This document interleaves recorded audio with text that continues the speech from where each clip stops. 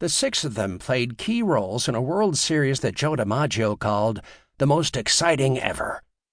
Red Barber, the radio voice of the game's golden age, swore he'd never witnessed such unlikely highs and lows, a time when the stars became supporting players, while journeymen, scrubs, and substitutes played hero, or goat, or both. For some, the 47 series presaged happier times. For others, it was the one shining moment in a losing battle to stay in the majors. 3 of them were finished in the big leagues after 1947.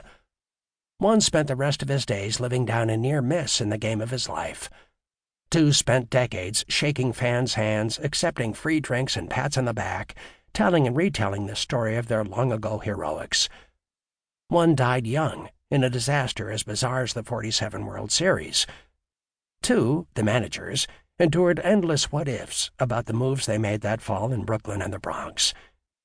This is the story of how 7 ball games shaped the rest of their days. It's a true tale of fame, friendship, teamwork, memory, and life's biggest challenge, how we deal with the cards that fate deals us. As Barber put it, "For human stories, you'll never beat this one." 1.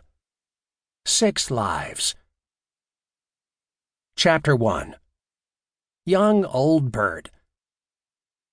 Burton Edwin Shotton was born in 1884. Professional baseball was only 15 years old. Mark Twain, who finished writing The Adventures of Huckleberry Finn that year, described baseball as America's very symbol of the drive and push and rush and struggle of the raging, tearing, booming 19th century. Like Huck Finn, young Burt imagined a wider world than the small-town Midwest of his youth. The son of a sailor who manned the freighters plying Lake Erie, he grew up in Bacon's Corners, Ohio, just west of Cleveland. As a teenager, Burt loaded iron ore onto those freighters. On weekends, he earned extra nickels as a substitute barber. Free hours, he played sandlot ball. Most turn-of-the-century Americans were more like Theodore Roosevelt, more bullish on boxing and college football, but dock worker Burt Shotton daydreamed about baseball, about slashing doubles and stealing bases like Jesse Burkett and Bobby Wallace of the Major League Cleveland Spiders. Soon Burt was fighting his way up through baseball's bush leagues. Turns out he had speed to burn, enough speed to beat out infield singles and lead minor league teams in stolen bases. He slowed down just long enough to marry a fan of one of those teams, the Steubenville, Ohio, Stubbs. Mary Daly, a plump, bubbly brunette as old-fashioned as he, became Mrs. Burt Shotton in 1909. They would spend more than half a century together. Burt made his big league debut that season, then bounced back to the minors for a season before joining the St. Louis Browns to stay in 1911. That last-place Browns club was skippered by his old Spiders hero Bobby Wallace, a Hall of Fame player who proved to be a fretful washout as a manager, winning 57 games and losing 134 before he was replaced early in the 1912 season. 2 years later, Browns owner Robert Lee Hedges hired another young manager, Branch Rickey. Shotton starred for Rickey, stealing more than 40 bases 4 years in a row, with batting averages from .269 to .297.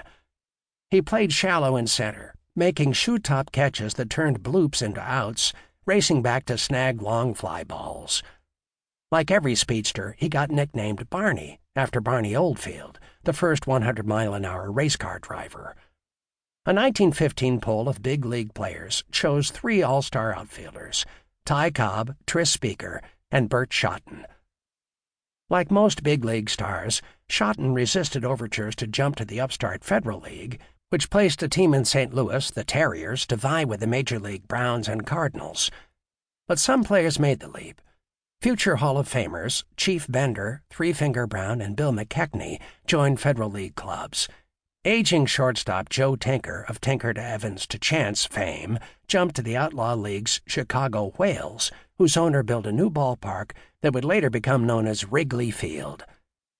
After the Federal League folded in 1915, the owners of the Baltimore Terrapins franchise brought an antitrust lawsuit against the National and American Leagues.